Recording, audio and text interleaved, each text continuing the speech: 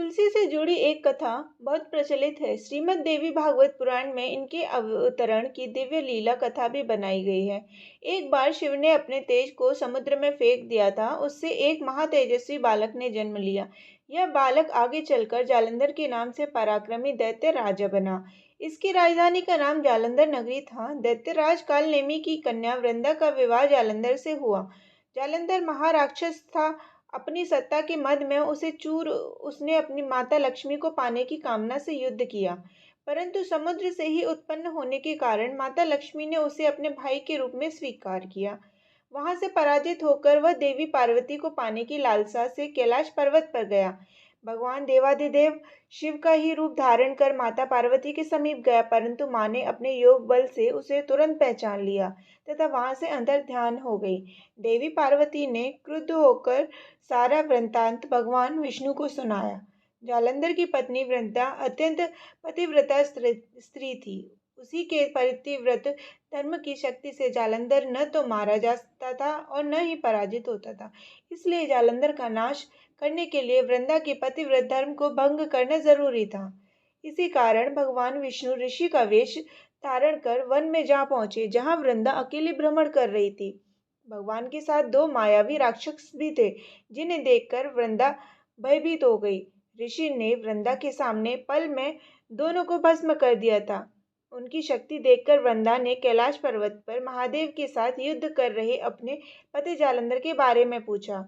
ऋषि ने अपने माया जाल से दो वानर प्रकट किए। एक वानर के हाथ में जालंधर का सिर था तथा दूसरे में हाथ में धड़।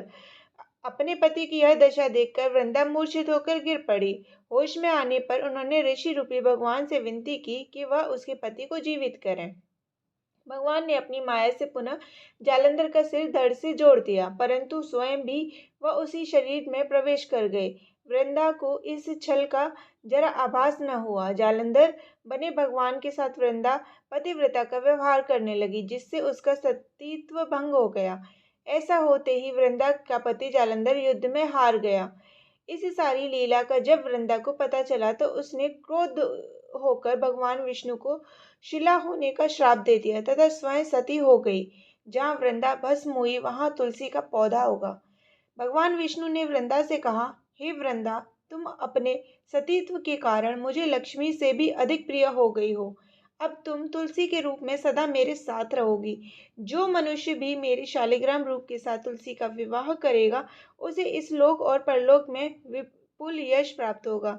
जिस घर में तुलसी होती है, वहां यम के दूत भी असमय नहीं जा सकते। गंगा व नर्मदा के जल में स्नान तथा तुलसी का पूजन बराबर माना जाएगा, चाहे मनुष्य कितना भी पापी क्यों न हो। मृत्यु के समय जिसके प्राण मंजरी रहित तुलसी और गंगा जल मुख में रखकर निगल जाते हैं, वह पापों से मुक्त होकर वैकुंठ धाम को प्राप्त होता है। जो मनुष्य तुलसी व आंवलों की छाया में अपने पितरों का श्राद्ध करता है, उसके पितृ मोक्ष को प्राप्त हो जाते हैं।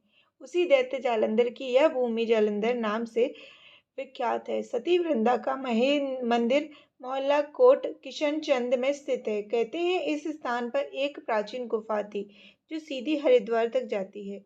सच्चे मन से 40 दिन तक सती वृंदा के मंदिर में पूजा करने से सभी मनोरथ पूर्ण होते हैं। श्री हरि।